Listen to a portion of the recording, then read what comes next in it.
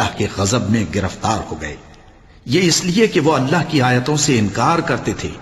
और उसके नबियों को नाहक कत्ल कर देते थे, यानी इसलिए कि नाफरमानी किए जाते और हद से बढ़े जाते थे। जो लोग मुसलमान हैं या यहूदी या ईसाई या सितारा परस्त, यानी कोई शख्स किसी कौम व मजहब का हो,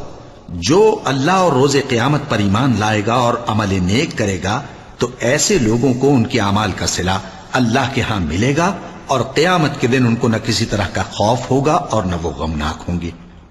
और जब हमने तुमसे अहद कर लिया और कोहे तूर को तुम पर उठा खड़ा किया और हुक्म दिया कि जो किताब हमने तुमको दी है उसको जोर से पकड़े रहो और जो उसमें लिखा है उसे याद रखो ताकि अजाब से महफूज रहो, फिर तुम उसके बाद अहद से फिर गए, सो अगर तुम पर अल्लाह का फजल और उसकी मेहरबानी ना होती तो तुम खसारे में पड़ गए होते।